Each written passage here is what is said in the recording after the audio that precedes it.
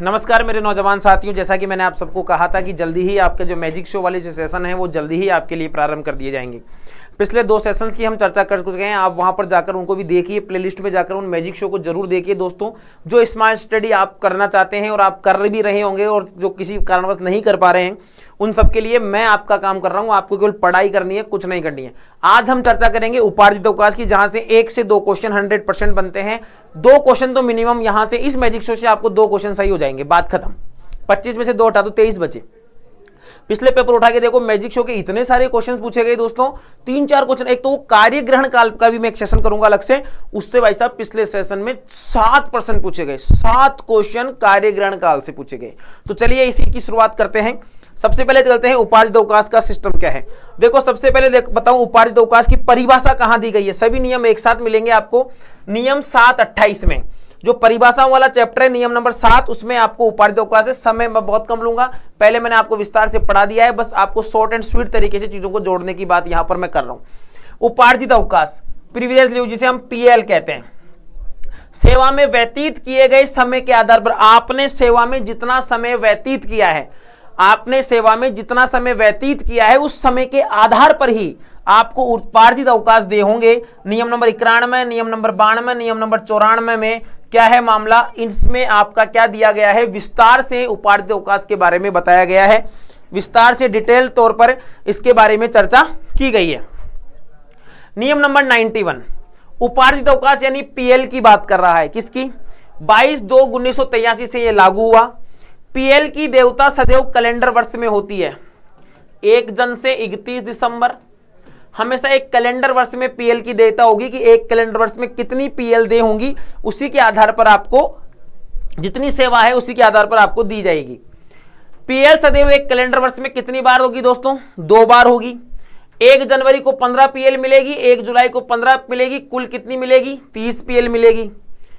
एक सामान्य कर्मचारी को वर्ष में कुल 30 पीएल दे होगी, जो वर्ष में 2 बार के रोटेशन में दे होगी। एक 1 जनवरी को 15 और एक 1 जुलाई को 15 दे होगी।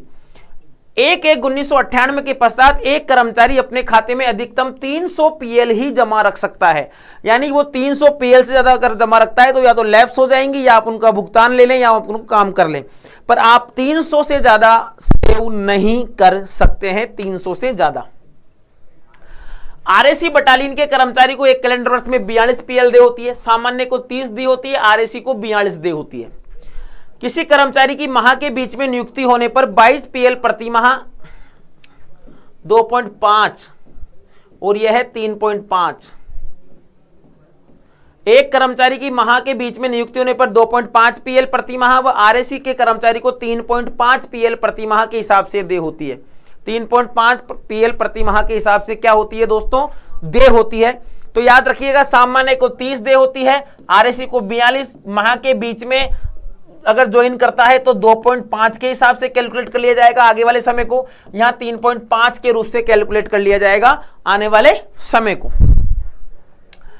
एक कर्मचारी एक बार में अधिकतम 120 पीएल ले सकते हैं।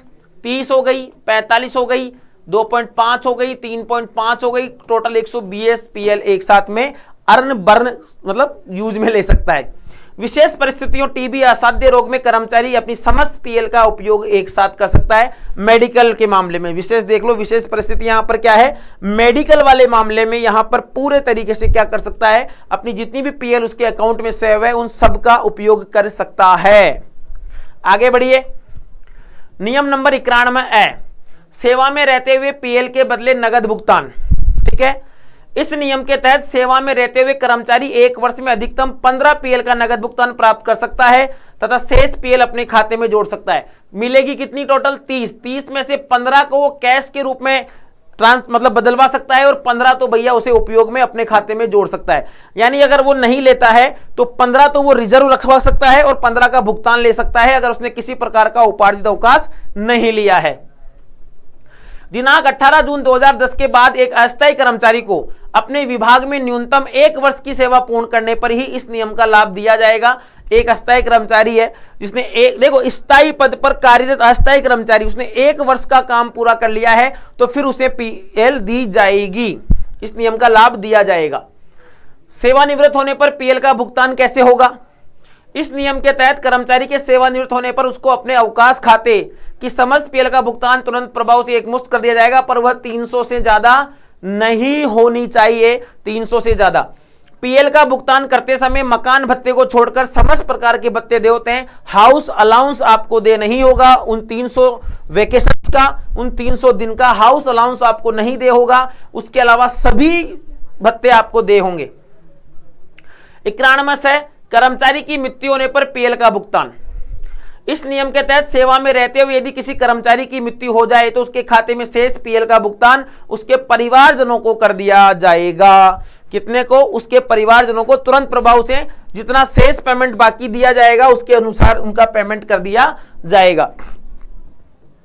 नोट 28/8/2001 के बाद यदि किसी कर्मचारी पर सीसीए नियम 1958 के तहत कार्रवाई प्रस्तावित है तथा वह कर्मचारी सेवानिवृत्त हो जाता है तो तुरंत प्रभाव से भुगतान रोका जाएगा। उस पर किसी प्रकार की डिपार्टमेंट कार्रवाई हो गई, उससे उसके कैरेक्टर को लेकर कोई कार्रवाई की जा रही है तो उसके आधार पर उसको तुरंत प्रभाव से क्या कर लिया जाएगा? उसके पूरे पेमेंट को रोक लिया जाएगा।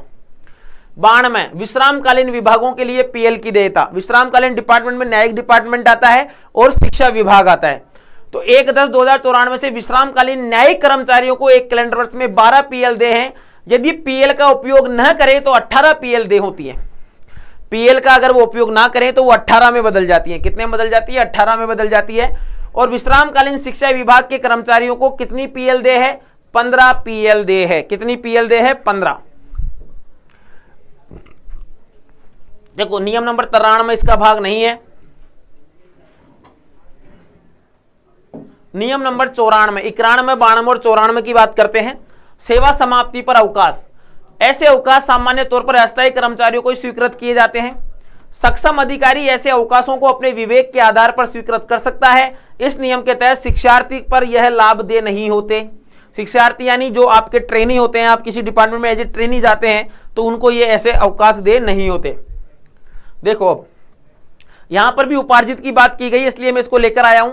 अवकाश स्वीकृत करने वाले सक्षम अधिकारी निम्न श्रेणी के अस्थायी कर्मचारी की सेवा समाप्ति पर उसके खाते में जमा उपार्जित अवकाश जिसकी संख्या 300 से अधिक नहीं होगी, सेवा समाप्ति अवकाश स्वीकृत किया जा सकता है। पहली कंडीशन। दूसरा, एक कोई अस्थायी कर्मचारी है जिसकी सेवाएं संस्थापन में कटौती अथवा पद की समाप्ति के कारण अधिवार्षिक की आयु पूर्ण करने से पूर्व समाप्त की जा रही हो।